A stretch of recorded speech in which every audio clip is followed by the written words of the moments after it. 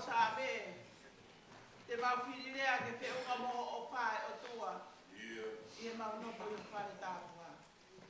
Hange ko hua whae lohini ke pehe o whakamalo ia o au ki ngata anga māmani. O poru e whai toto luha ni mato matau. Ako unga saione, whakapie tia ka tahine se ka. Ka ngai whakamau e ahu. Koe pore anga ia e mau mo ui hei sa whakoloa koe. Koe mau tai maari e o whatauni e a Fiona. Ko whai ke mau mo ui whako i tui tui. Ka mau kau ai he kātoa ango e fia whakoloa koe. Ko e fia fini ko ui ai ki mau tolu. Ko e pōlotu whakawhi no aki o e wahi konua tonga. O Aotearoa. Tak me ai ho mau loto. Pe a mau fie fia. Ko e ui ko e mau kau he lau pe mau lau he kau. O toa mafi o mau rea whakataha pe a moe apostolo. I he fiasko e mi. Na ea ngai mea i tokonga mai apostolo ki ai. Kia teki mau tolu wahi konua. Mau ta toka ngai e mau tala no ka kai o tua a. Mau ta toka ngai ke ona ta e keresia e mau ea. Te mau whawhanga ake e mea kai o totonu ua te mau whawhanga ake mea kai e bebe ka kai lalahi. Te mau whai e ngai mea ko toa pe. Aki nau tolu koe o nau ko ui whakalau maari e. Ua te mau whai tatau ka te nau tolu ki whakai ke ika haki. Whawhetaki ho maulau maari e ki ho awhio e o tua. Ko hi ko ho ome ko loa whola ko eni ke he mahi whonua. He koe mau te hito i ngā wei a koe tau i ngā hilau maari e kakai. Ta mai apostolo ki kolose. Mo tokanga. Ki ho mo tala noa mo ngā wei ke kakai o tua. He o ki ai e ngahi tala noa ia. O totonu ke whai ki tangata takita. O ki kai ki te o mai e potu koe. O ai ke potu koe. O tala mai ke mau tokanga ki kakai. O loko siasi. Ka mo kakai e tua siasi. Eiki. Mau kore whakamore more atu ho awhio. Tā kua mate ai whakasipi o mau tau ki. Koe mau ngahi tō o ngā mou. Koe mau ngahi tala noa. Koe mau ngahi nea. Koe tai meni hiki o mau. Papu noa ia pe. Tā kore si mate ai e whakasipi ai asonu. Eiki whakamore more i anu ki mau tolu. Whakamore more i anu ki mau tolu i he. Kātoanga. Pōlotu whakawhei no aki. Mau whakawhetai atu ko uhi koe lau mai e relei. E takata i whaiwhikau sea. Whakawhetai atu koe lau mai e relei e kau takata i whaiwhikau. E kau whakafonga ko toa pe koe wahi whonua. Ko mau te fua i te pōko ni. Ke whakawhei lo aki ki mau tolu. Tau taha. Ko uhi koe teu e wahi whonua kakatou ki a pōko ni. E yo mau lotu atu. Whai tā koe kina mai. Whai tā koe kina mai e whakataha anga o mau teu ki ai a pongpongina. Ke keresi ia, pia mo whonu lau maari e ia, pia hifo mau lau maari e, paputa iso lau maari e ki mau tolu. Ko uhi ke mau whoki atu, ona mau whoki ni esi.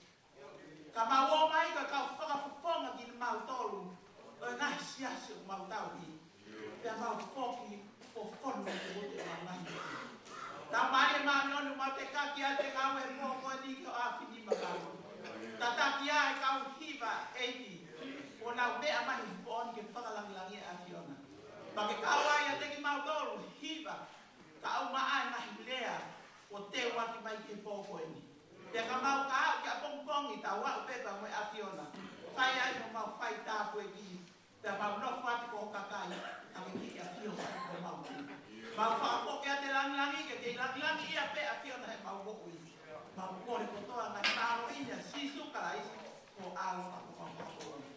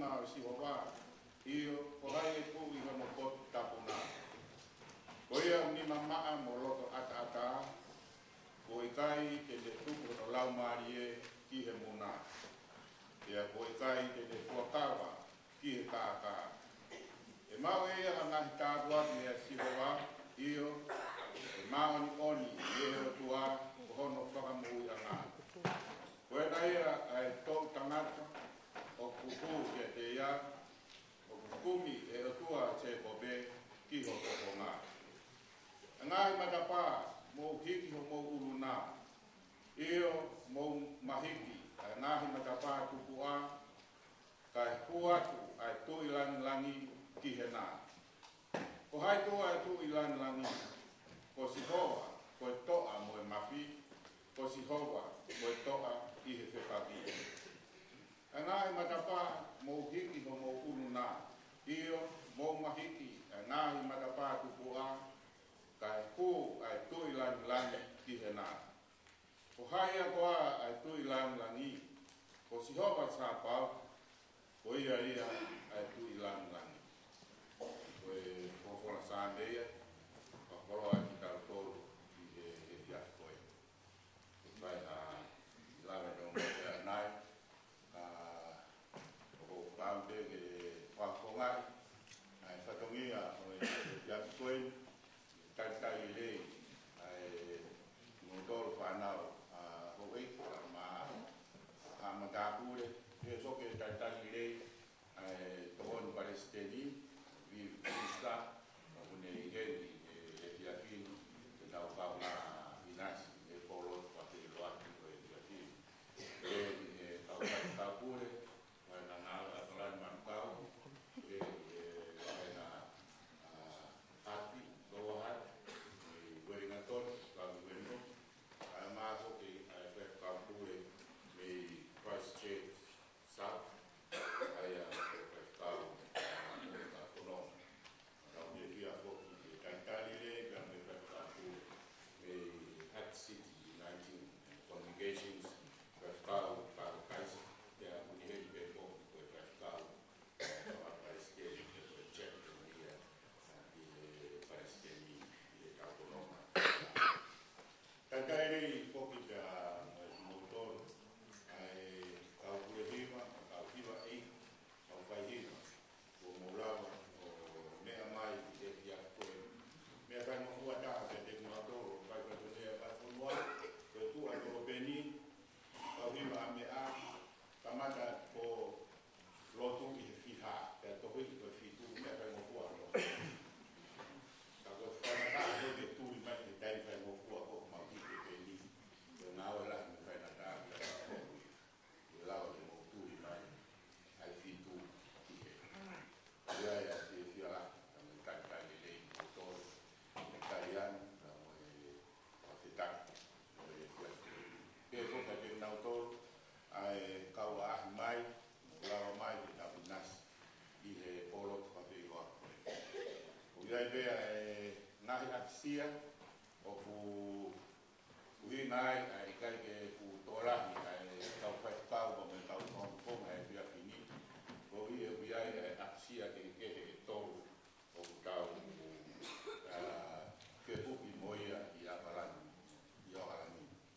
Pia ai aksia i kai na rotu koe a Manurewa, pia ai ka me aksia i LSD, ka e umahoki ka me aksia e taha i lotu whalehia. Ia nios AWB tau popoa, popoa ofa ma me loto. Ia teki nau tolu e nau whahoka e tau puaku, ka tau whakakatu ai whatonia koe ni. Ia tola, ai tau whaikau, pa me tau setuat.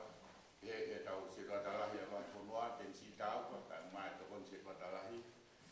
Mahua lolohea, o ku whadau hoko a nau, o ke moitina ngahi aksia koia o e fiafini. Ka neo oia, ka nge rea tonga toa toa, ka kue toa. Ia tau hemi, tau fiefia, koe ui, koe lawa whakakatu, ai whatongia o e fiaf koe.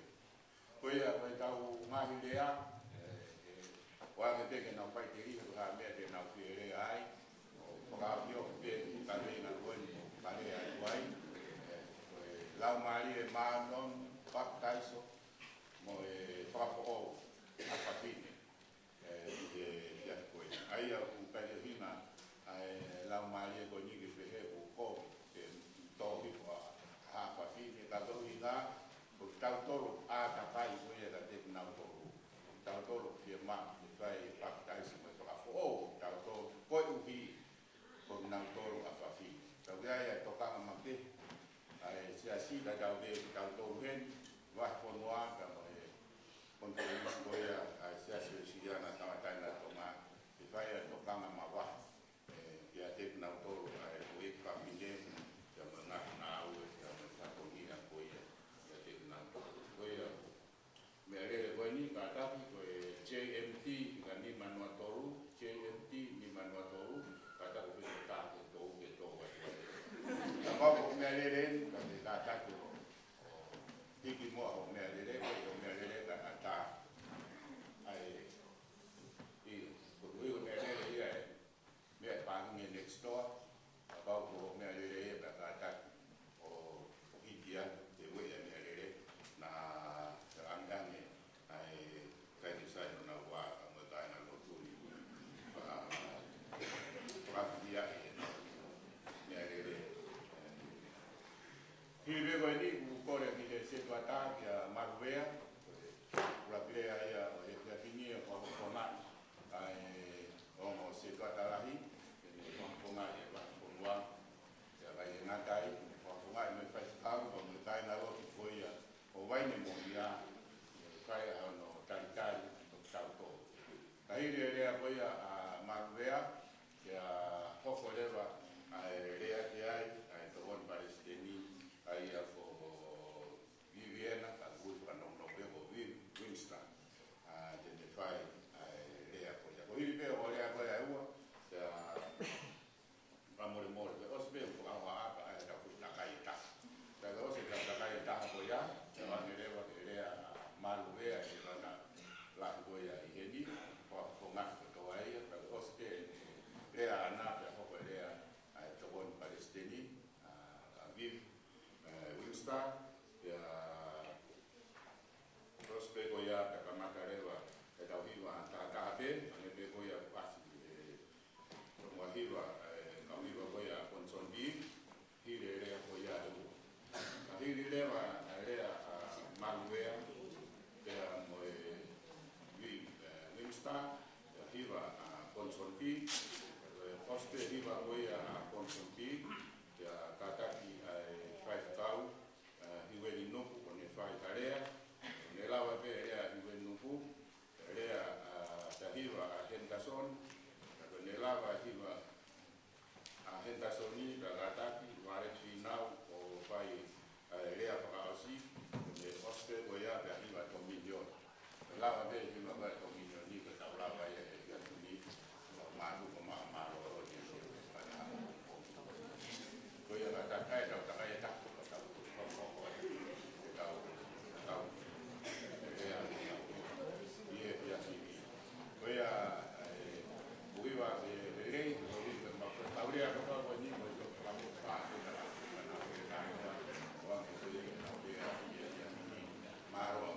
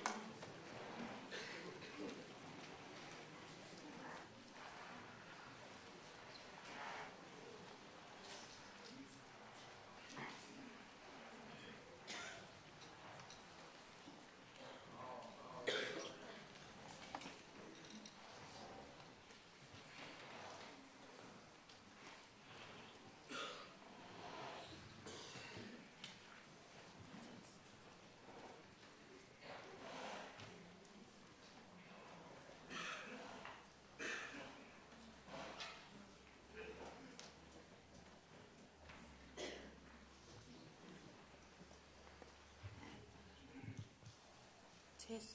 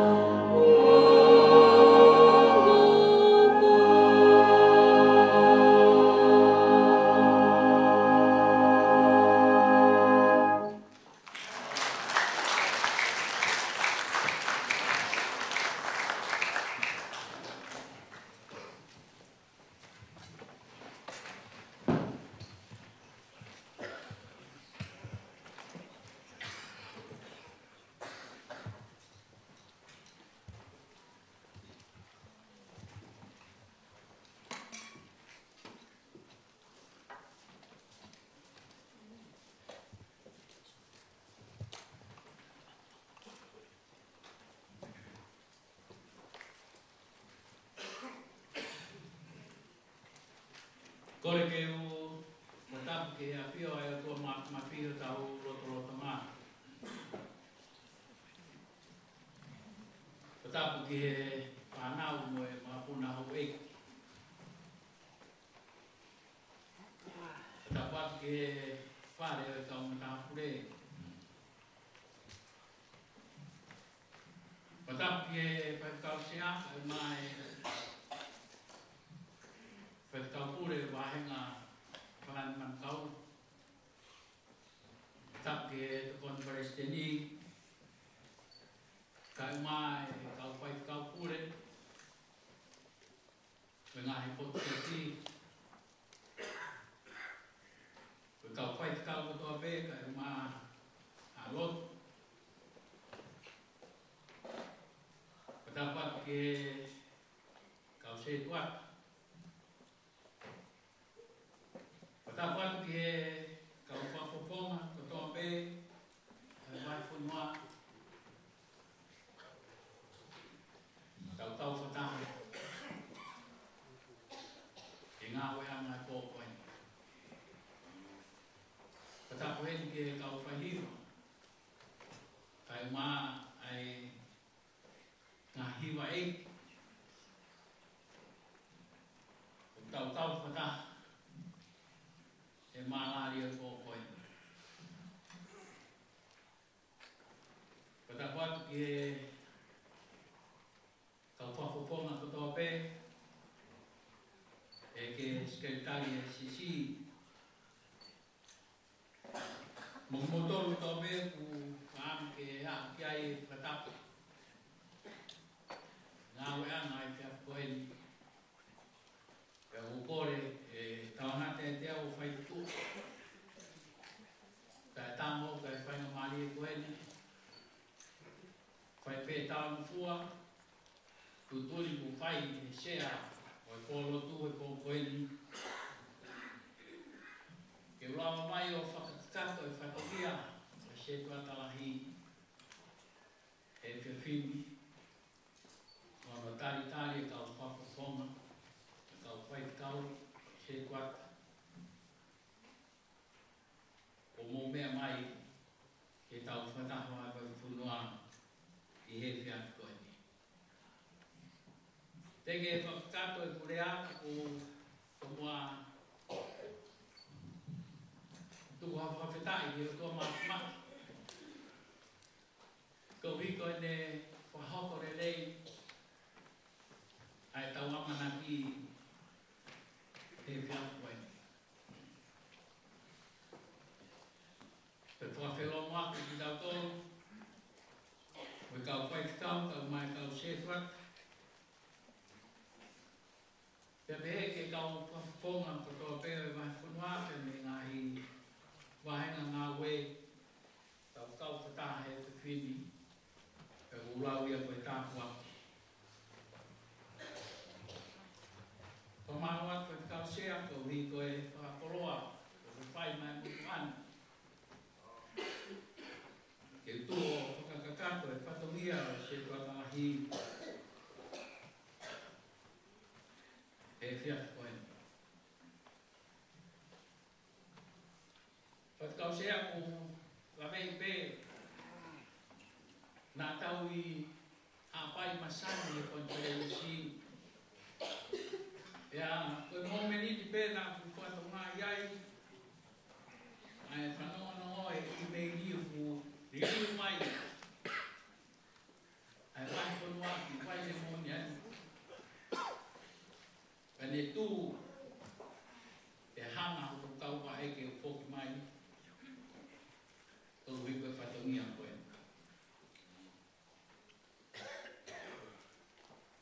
Tau hui e nai whai pē misi.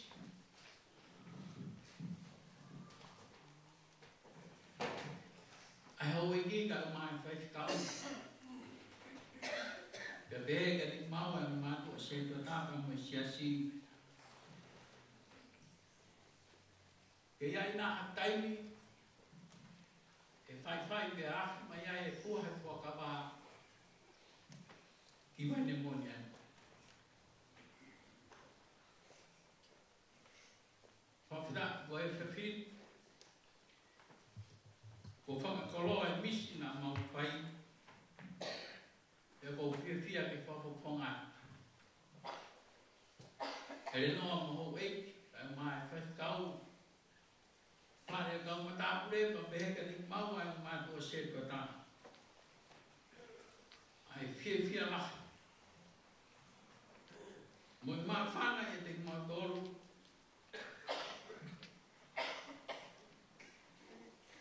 Ke tātani lei. Ai whataha ai mai whanua. I pai ni monia. E whiawhi pai. Koe au mea e whiawhia e te au. Au mai pai kau. E a moi sesi. Whakakoloa. Ko whai maa whai ni monia. He weekend koe. Lama mai ai. Ai kau whakapona, kai mai kau whai kau. Ai kau shedwat. A peke kau mō tolu kotoa peke, ka manaki tau kau whataha. I whakataha anga. E rike e ni kone e mai whanua. Mā whana.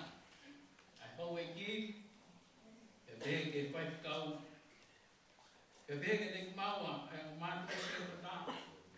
Ka mai siasi hono kotoa. E tātale rei. Mo tātale mā whana ki mō tōru. E te o e whakataha. Tawa manaki kia. E kōtui. Koe tāpua kia. E moe mulu o lame ai. Ai siasi o waini moni a. E te awhoni. Hange koe ne whai mo whakamua ne e pē taipi. Nā mau sio ki ai. Ka whakatapu e pipini. O whakakakato. Ai misi. Nai whai e he kai no tu. E mau whiawhia ai. Ke tātani rei, kotoa meki mō tolu. Mō mea mai, au kau whataha. Whakakato e whataha ai mai whanua he weekend koe ni. Whakau sea kai mai kau whaikau. Heke kau whapaponga, kotoa me, mō mea mai he kia koe ni. Mau whaitawa. E ki whainga mari te tau whehu iai. E mō tolu. E maru e whuai ne he ka whini. Mō whaitawanga pe ke keresi. E tuake ne whamawhana i tau tolu. E te kōne mai anu lau mari maa ni. O tā tatu i tau tolu. Mo ome ha whataha me rino. Tau amanaki ki ai. Ke whakakato. E weekend koe ni. Koe a lea, le mai whakawha.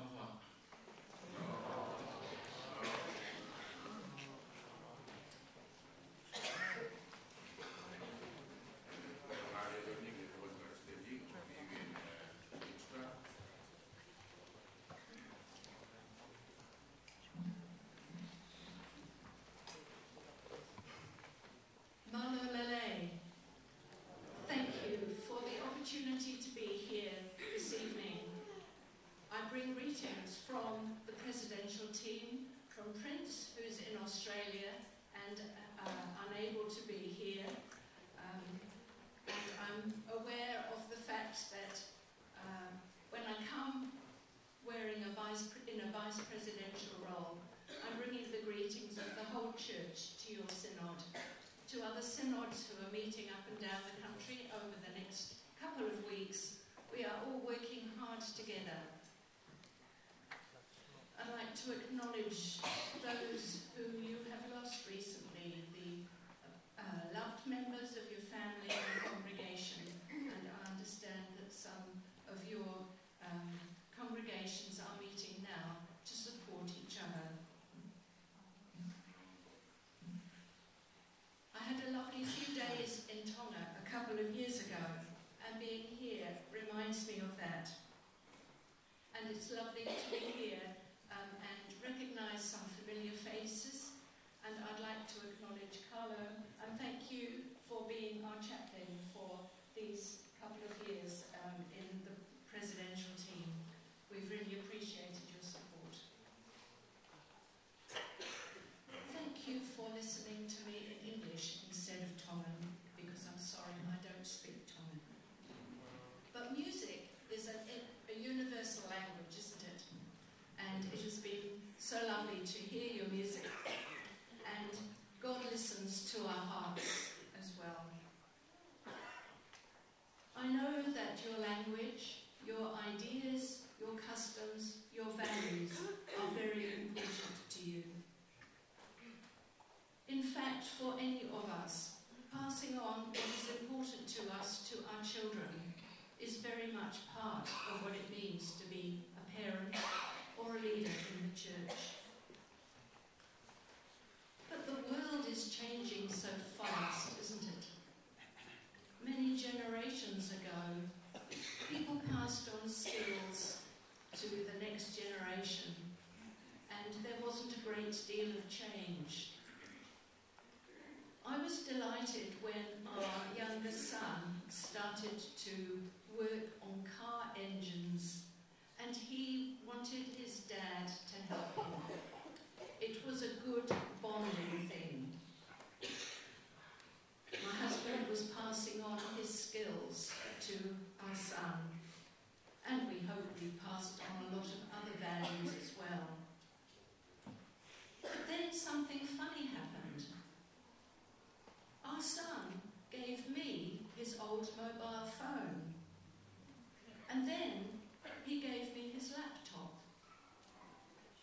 And he also passed on an updated TV screen for us, because we were still in the dinosaur age and had a big square TV.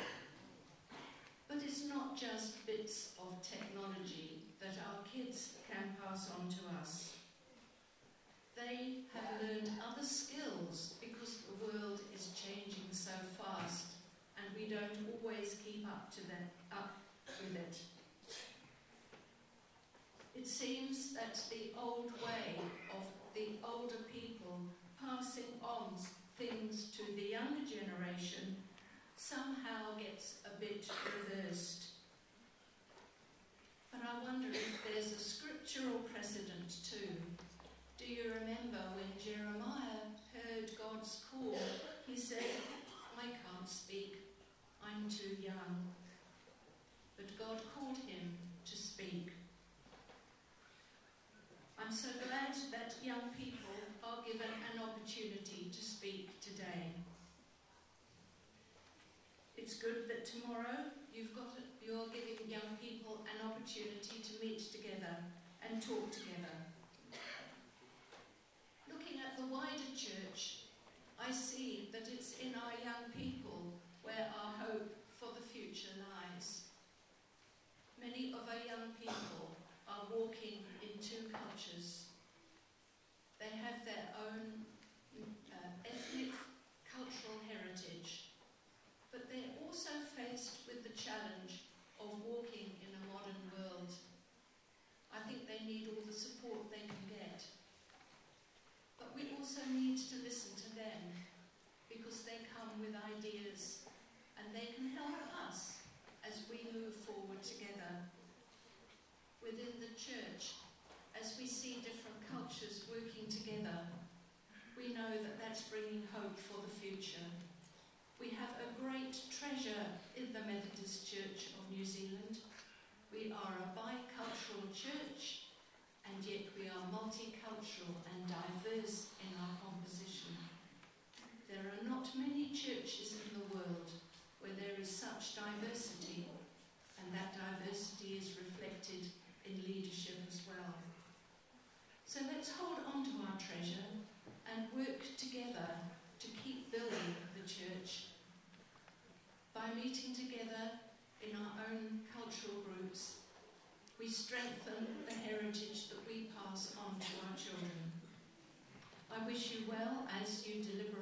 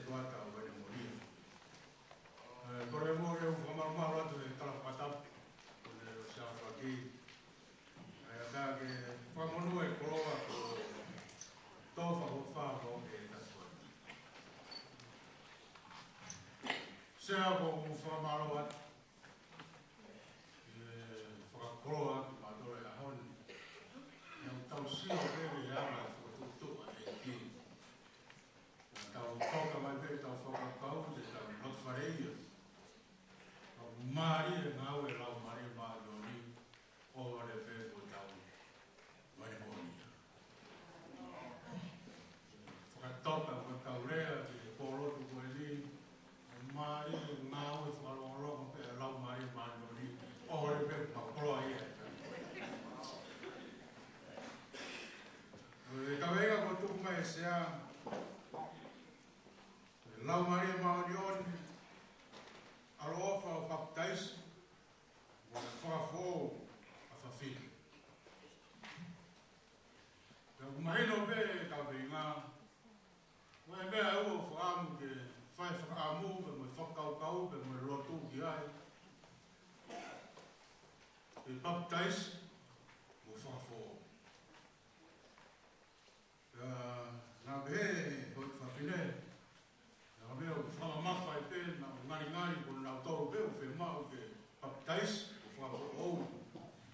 Ka koutou e wai pē tawanga vai whanua ko i koe kuata koe ni siurai a ko Septem ko e mahina e no whakailonga i ai ai mahuinga e ngāhi tangata ka mo e ui a o tua i hoi whawhine ko i koe ngāo.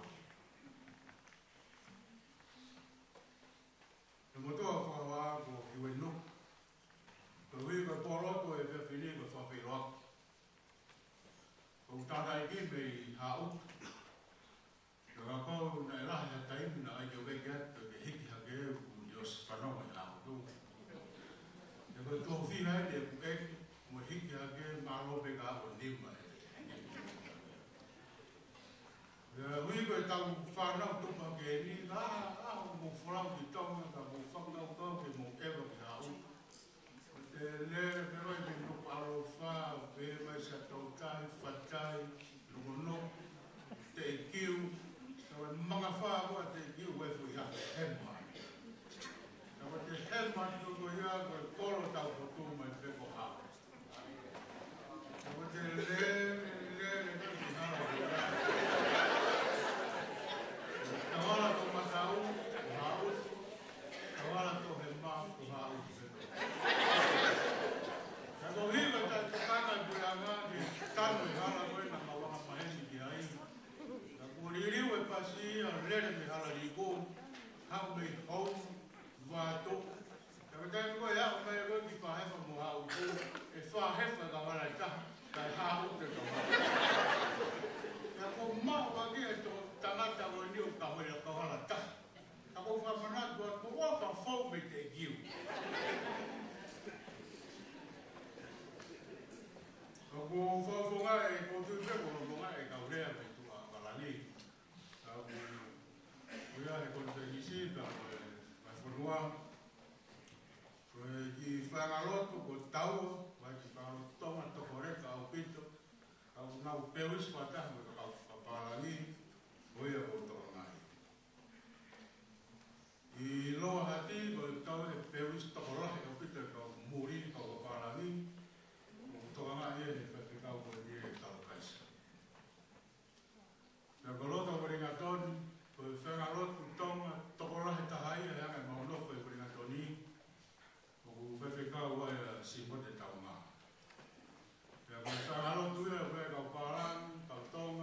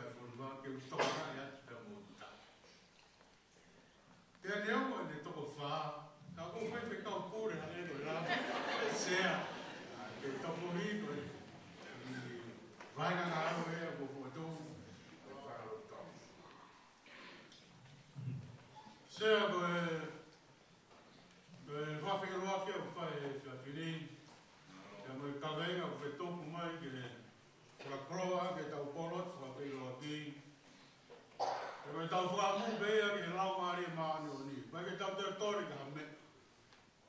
Tau whakea ku tau tori ke lau maari maani o ni. Ine takori mai ke whakatakat pe ngā au e ua. O whai kea tau whanonga he ko hifonga ne tau. Misi urai a ko September. Tau e kau hiwa ko mo whakakoro e tau koro tu e ako ni. O whiunga bea lo mai kau e ngai mo. O se hoi pe e au o tu me kau whakakau, me kau whakatahanga e ko koeni. A whakalau maari e ko whai ka no hiwa i o hiwa. Ka mono mahi afu, ka mono maari e. O tau o se hoi pe ko tau whanu lau maari e ia. Ka koe keresi ko mo topu e ko koeni. O mune o si lava noa pe ke me whai ka tau whakafo ou. I baptaisa pe me whakafo ou. Ka tu pe mo ke hiri o a haka whina. Nau whai rea e tau tokanga. Tau whakau kau. Koe sāki ko tu pe sea. Ko whakawa e pe he pe sura ki. O ko si hawa e whanua. Mui mea o ki ai. Kamamani. Me tau nofo ki ai. Ka ko tu mawinga pe take tau whakau kau. I wana tau te kore ka whenga mea ke whai whakafo ou. Ka ko hiko lava mea, ka mo hiko lau maria maori ni ko o tua. Kau whakau kau ke langa o tala mai ke tau langa he maka. Ko mea eo mak. Ea perfect. Ka tau seo ke make he langa e lau maria maori ni. Na ni langa he fōwhonoa. Fōwhonoa mat. Lau. Whakaliwhia. Whakapo'u. Ko tēne o whakia he lau maria maori ni. Na ne whakafo'u e lala. Mun mate ki mo'u. Kane, o whaki e whōwhonoa. Na tau maari e ia, ma tau mata mea tau whēwa. Kono whakateu mā mani tau me ata, tau me rona. Kono tau roto pēo whai, e whainga hiwi pe here lau maari maani. Tau hiko e whirio a hau whawhinei. Tau sio be ki a me, tau po o, nofo tau po o. Ai o whaki pe he lau maari maani o ni, ai manawa e tau po o, pe a hoko mani a tau whakamou. Te mautui ko e whaampe, ngai whanua, te mai ngai whae, te muha whawhine. Ko e tau rotu e he lau maari maani o ni, pono fuiwi pe he, Tene hanga baptaiso ha whawhine. Pea whakafo'o. Ka ngaringari o tau e tau tokanga. Ka mau bere to e whakahaki. E nalanga nofo e whamili. Pea u tau manatu ke whaarea tau tangata e ki. Pe mau bere whakafo'o e kariloa. Pea mo e kari whanawhana. Ko ike whakafoki o tau kamatanga me ngahi loto whare. Ko ike whare unga taimi. Pea mohono ngā hilanga whakalamanga o whakaofu. Pea kulerei, pea kutokoni. Pea me taimta tau pe, o kune ome ngā whainga tau. Pea kutau toi, koe mahina koeni, pea koe mawinga e tauanga e whahe. Pea muha whawhine. Me tau lo tū pe i. Rau maari e maari honi. Hare mai o baptaisa whawhine. Koe ngā ue laha. Koe hinga e tau tau tobo, me whanau, me whanawhana mea o tau whai he whiawhi. Me mono whamanako e nau tōru, me mo whakatokanga e nau tōru. Ai ngā he mea o tau mo ui aki, e whakafō. E nau mana tui e mo ui whakapāpā. Nau ke ilo e tamai te mo whae. Nau ke lawa ilo e whakatokou e nau mahi tamai. Nau ke lawa ilo e nau mahi whae. O kuna ulawa i roi o nau mahi keiki māma. Te koe tau tui ko no whakafo'o ko ia ke whakaate no pe whamili. Te koe moi whakapapa ko ia te nawa pasia e ki hotua. Koe tau roto ia. E lau mari maari o ni. E baptais. Whakafo'o a hawhine. Taramano wat. Pere Kristeni, whine, ai whae o tau pe, he tau whanau tō tuk whiwhin, whatawa i le ngoi na hiwa me kau hiwa koe ni mua, ngai konga e tau ngāwe. I whahake tau ngāwe, tamata vene ngai roto whare whakamiri, tōpe whare sesi. Te rea māna ta kawe.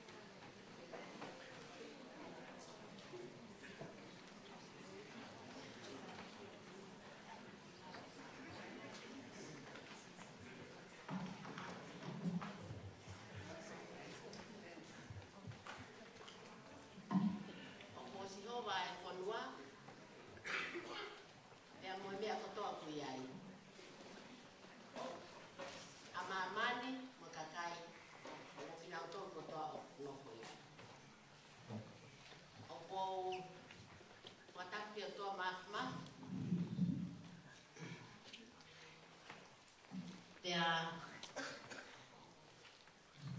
kongkore ke kufana e ngai whatapo toa kua whaki kai ata ke whakoloa ai ki ilea whakafoki whākoe.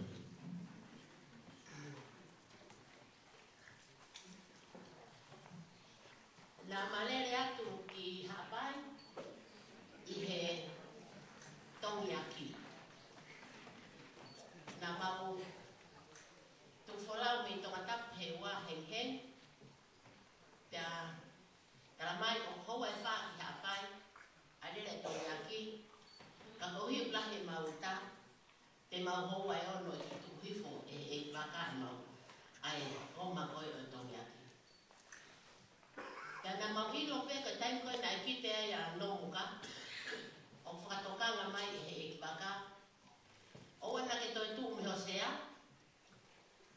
Ka taki ono whamaa wai. E hiki tō e tau rere. Ko uhi he oku. O hou hou. Te mau ilo lewa. Ko hiki tō e he te mau rere iloa maa ila. Tēnā ilonga au pito. E hiki tō. Pea sok wana tula. I he mau rere koe ni. I he kongatahi koe no nomuka o ilo i he kaukau vai, he kaukai vai, ko loa maa ila. Mahana ni te hongo furu, pea toi tofu lewa e tahi. Pa koe ko whakaukau ke ki lea whakawhak koe ni, mo tau tumako ko mou sea, ua te mou ngau, ke koe tau rere ni loa maa ila. Pea kai ke mini te hongo furu mahalo, e mini te tongo furu.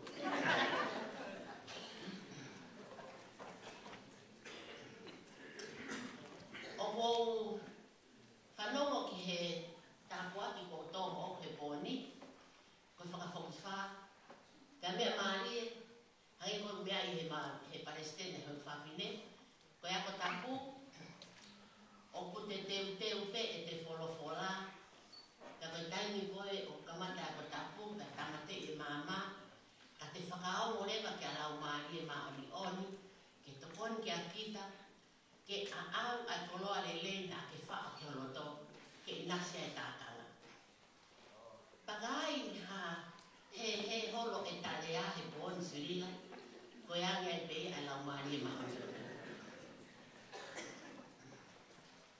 Koe ka reinga ko whakaho.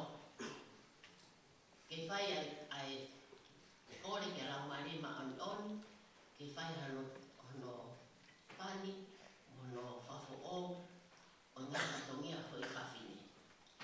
Ka po lawa ia e whai whekau sea, e whai whekau pure o utu tahu.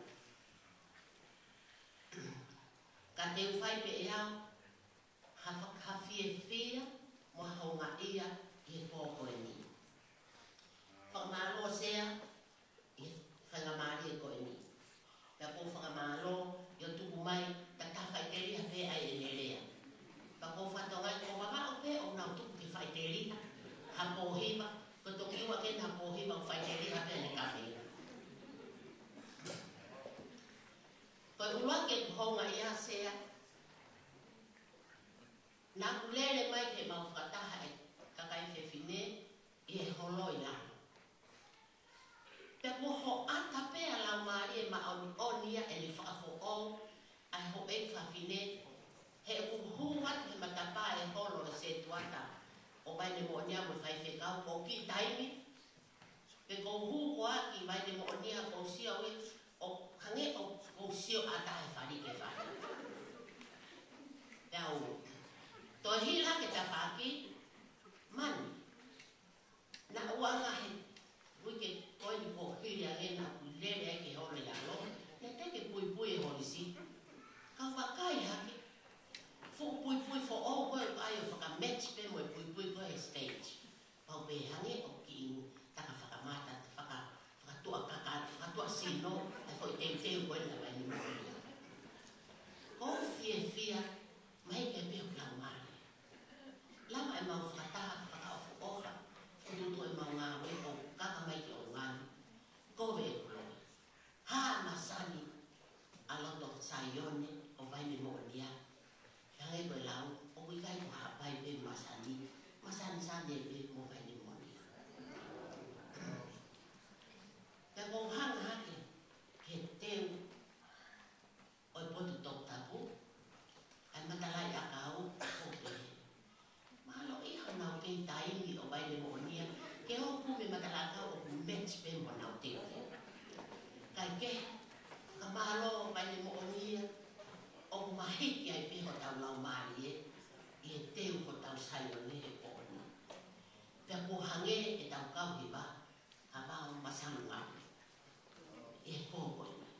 Ka teu meke pe whokia he mau kau hi ba, pai e mo ui. Mo tala teu ke ki whakahau haa ko ina.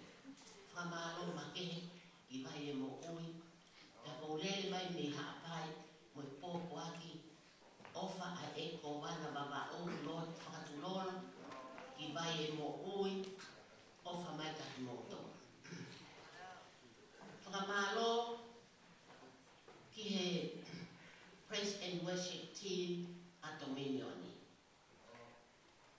Mo tataki ki tau tonu, pe a ewa I pika tau lau maari e, he tala teo ko whai mo ui matangi.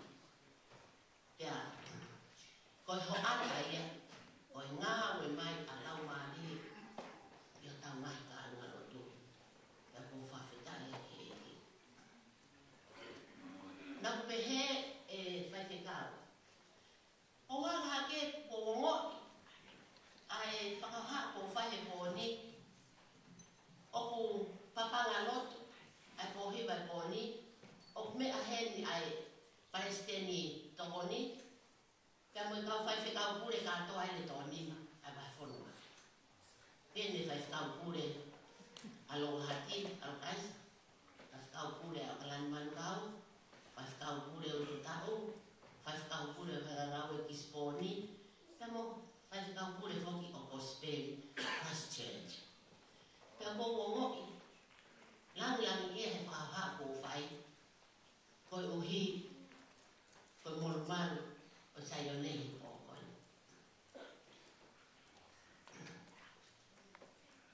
Pohi ba whawhelaki koe ni a konferensi hapai. Māre make a kau hiwa. Na e hiwa ai au ne hunga. Na mahino pe a teu lahi na e whai. Se tuatarahi a vai whorua. E mo tau hiwa. A na e hau kolo mai a hapai. E whanau. E kau hiwa koe. Kana iai e kau hiwa a whawhikau pule koe ni o kalani manukau. Kau hiwa e me kau wai a uiha mo wheremia. Kau hiwa ia ta iai hanau me area hake ko mahi e mo. Na anau ta e nota he pō ko ia.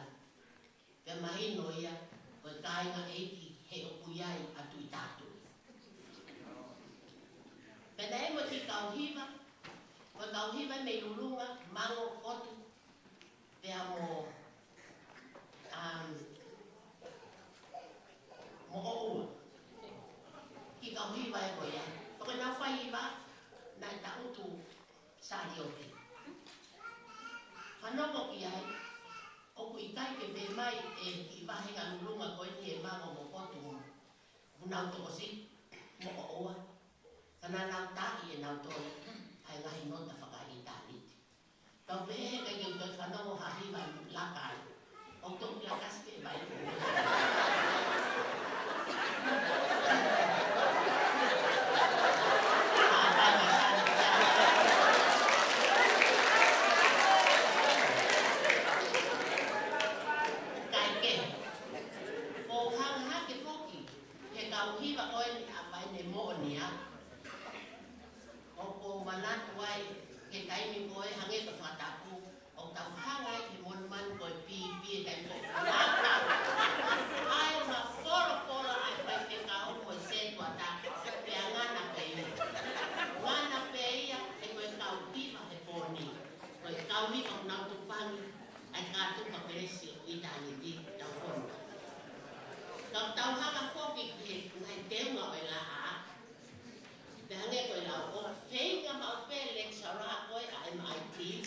Koe whai hi vai a Dominioni, ke ai mau penga sume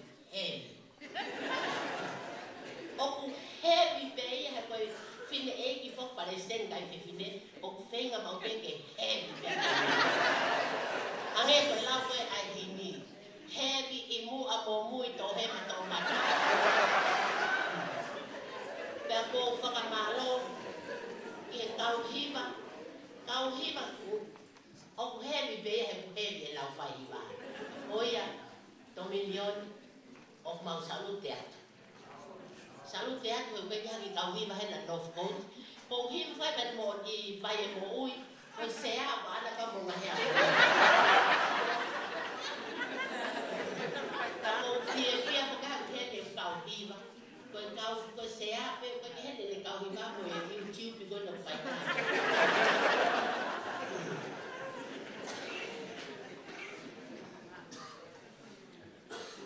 O ko whamalo ke Palestine at kakai whewhine sira kakiti i he lotu mo kakai whewhine. O hama sani al vai whanua ko i lotu mo popo o whai he Palestine mo patungawe o whawhine. I he pooni te ulama lele ke utala roto pe a moe punake ko i ngau he ia lau mui mui. Pak tau inu i e vai o whakanau. Pak tau mata hono fofonga o ia we ofa a sionga po whai ma au pe a moa ke pokoi.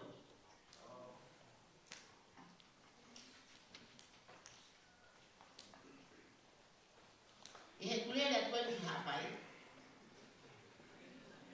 O kuo lava ke usio ai ke kehe o baba uha pai. O baba o mafana. Pa mafana pea baba o he mea kotoa. O alu ke leini koe o tō mai toa. A baba o. E kau tangai whewhekau. Koe mafana ha pai. Mafana. Fie marie nau whaka iki. Nau mafana e kakairi o ai lotu. Pea o kangi ko ngari ako pe mo ngari lotu e nau mafana na tole kai nono. Mo baba o ia, o ai peke auha. Koe tari tu uta, te wongonga peke konferenisi, koe uhi ke whai ake e whamalo i ko mo lotu, mo e hufia ai wholau na mau whai, pea mau foki mai mo i tāpua ki. Nai whiunga kakai nei hapai konferenisi mo totolo afi. Pea koe te niti tari konferenisi na nau te niti tau noa, koe tau te ki laro a kakai e wafi whangeau ni tari. Tari tu uta, ahono peka pe mo kouro, pena e mau katoa ki laro a tari tu uta koia. Koe uloi, aha apai, loto la. Ke nau whawhanga hanu whatafu, wharearea e lotu. Pea mau mamata i he mafi o loto. Nei pau ke uan o ewa mau ki mui whanua, ki mui whanua koe i homare ia. Toto al ke na ke ualo ke ngai whakatala lahi. Mahui ngan ke ualo ewa ki mui whanua, ki homare e ia kai olewa ko mau loto a ngahi kolo te apai koe. Te mui whanua koe o hanga ki uorewa, te amo where mea mo uia. Ka koe mau toto nere koe ki ai, ka koe ko hapai, koe mui whanua koe ki kaupai ha ano, o homare e ia o ki ai, ai resort o kuiko matafonua. Pea o matafonua lodge, o nau seli ai hempeka mama whatahi mamani fuite. O kui ha apai. Koe hempeka koe tola tahi ni manoa koe i he McDonald, o tola i wafitu i hapai. O talari ke sikeritari e tui talakai. Ame au i matafonua lodge, pea ke kumi mai a hempeka mama whatahi mamani fuite o foko tala noa. O hapai masani e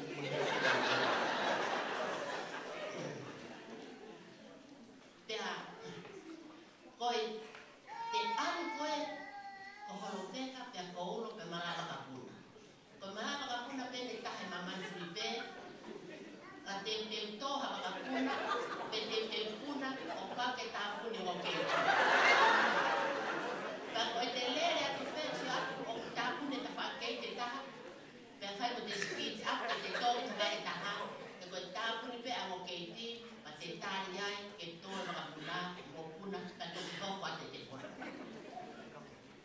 no galela ke whangare o unga, fotua, rotofoa, whare loa, ha te hosi, ha whakahenga, hau mare ia, pa te tata anwa i te whakakai mo muitoa o ha anu. Whaka o ofa maalahia, ha pai. Tana aku wafu ke mui whanua ki o le mako hi ke taranua ki whakapuro ka lani mau ka au monoa. Whaka o ofa, ka koe na whangapo puna ko pau ke na o ngahi ai wafu, ke mui whanua koe i hihi whoko ia ke na hika waka ai peki uia mo where me. E pai toko ni kea mapiri talakai ke ngahi o i wafu koe. Na e, ia e mea whakaafu, ka noto e kina hoke hapai. Mo mea e no ai vai hapai. Koe uhi he nai pamu vai pe e ua a hapai. I loko te te konferensi, whakfolau lewa he konferensi e pamu vai e wha, o pamu vai e ono i hapai. Teu konferensi. Pamu vai e ono ko ia nai lea ake skelitai lahi. Nau pamu he aha kotoa, lita vai e ua mo e konga miliona. Pea, lea whakamaloa skelitai lahi he awhaka o sita ne te. I he taimini, o kutoenga, te kai ke ngawe aki, a rita vai e taha koe niua miliona. Hapai, koe ngataini, a toi nono ai mai hapai. Koe tāpua kia hapai. Koe tāpua kia hapai na tuke konferensi, koe kai ke toi nono ai mai ia. I hapai pa ko whaamau mai na sila hamisi, ke taha ave maholonga baba. Kai ke.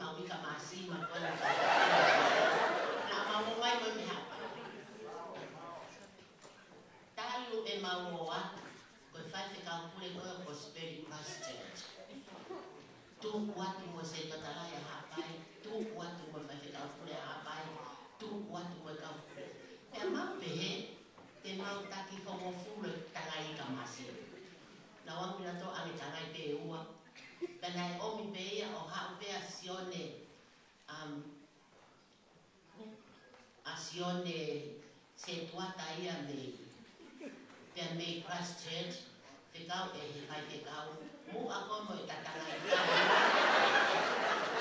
o se tongi baka a te Christchurch pe ke toki fomi masa le ma meiva kai ke tana toe kai mau mai tanga i kai na mau foki moe takau pai ano fa tapu fa se askeli e fai kau kure o masono kana ama e mau tanga ika ka koa na pure tufa pe awe te na ke mai ki tufa e maua ka nga foka lai ha na so ba e mo ue o mai ka ko hi ko na tufa la na ma ko to pe na to ka ha pe awe me ke ka me te ha ue ba e mo pe ko to e ta wa ke ta ha ba na ha ele ne afio ki fere me o whakaola ai Royal Marine Reserve i Tonga o tu e where mea hapa. O tapu ke toi whai hato taia e konga tahi o where mea. Pea whakahua whai he ngawhio ko Royal Marine Reserve. Te toi ngofua hano tō tai, na koe whakalaka i o au kia Tonga.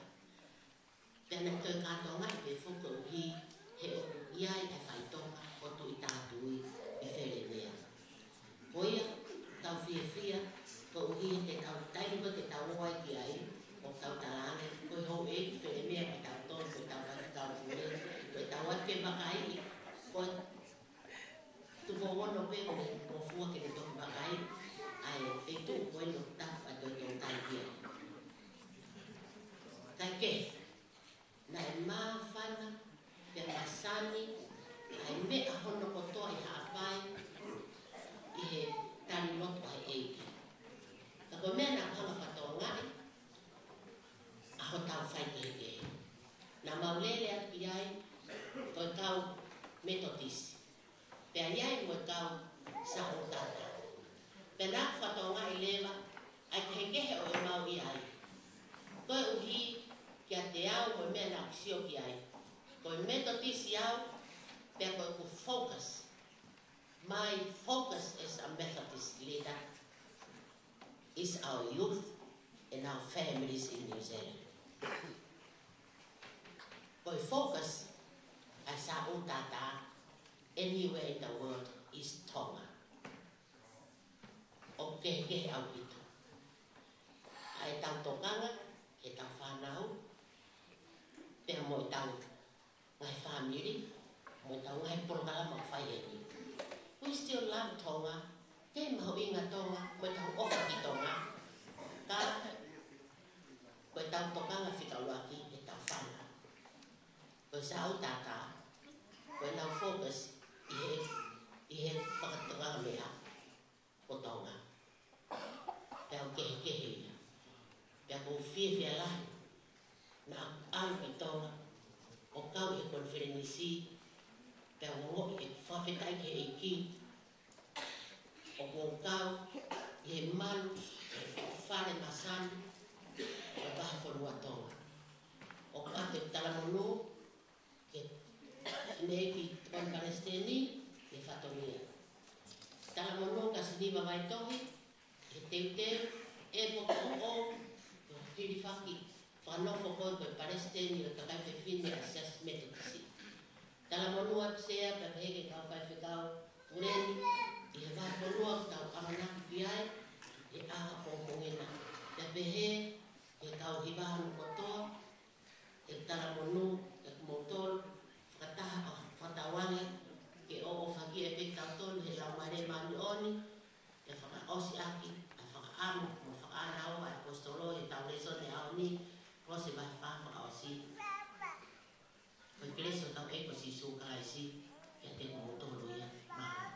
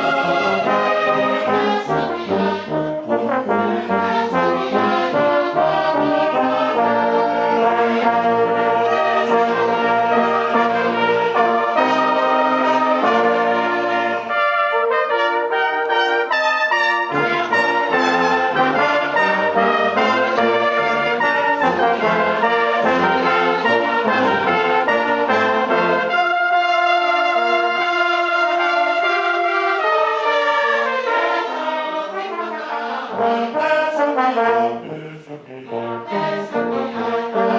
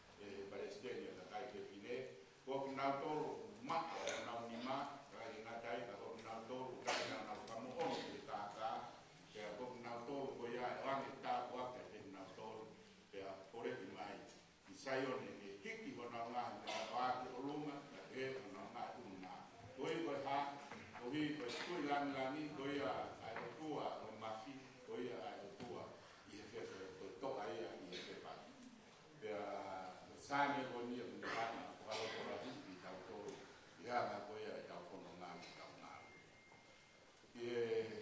ane pe ka ve na koia ko e fe fi o ke me ko ata kai me ko pui tu a ane ko ni ka ba ka ko ta Awak pada ta asmai ai pe asmai ko ngarua pe mo sino mo ara me ate patera kita o tu imu a moto fo alo hange ha to te sama ka ko pui tua ko sino o wikai te taulak ai pui tua te mo sino pe mo te una sama ko alo ka o ta ko ia ko ta pe ata kai ko na ke mo pui tua e via e kaina o e mea koia o kuihe mamani koia te koe hai a mea o hoko o iai e nau whekau aki hono kotoa o mi kai ke ulele veni te tae ia he whekau aki a mea koia o hange koe ni koe hiwa o tau whai o iai whekau aki o hiwa pea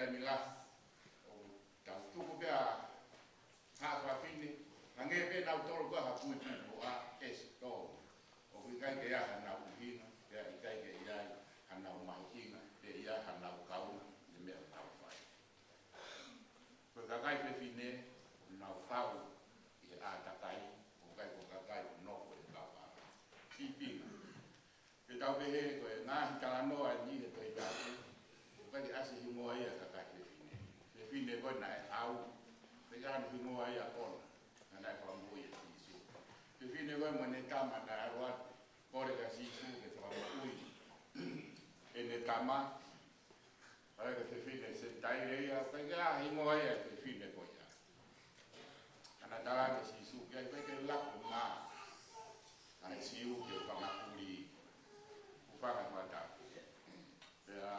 Rea te te ti su ta no a ko ya e os ko ta no a o kai ko si su na ne ri we te fine ko e fe fine na ne ri we si su te ha le vai si su ko ko ye te kama ko e ko ha e ko ka kai te fine kai te ka kai e pu tu a pe ka ko ka kai te fine ko ka kai o na kau na ko ya te kala no pe ki ta hine ko na te kala ne aman Dia kalau kita Islam ini lalu para mulia. Kalau kalau noa para ne amani o biko, buku o fitu goia. Ia vai ta fe pesai ne mo. Vai ta fe ta noa. Kalau dia awak ta noa ia ko ha hingoa kita ini. Da hospital noa ia ke mahinu mai ia ko ha mena hoko kita ini. Na ko ta ta na ini ama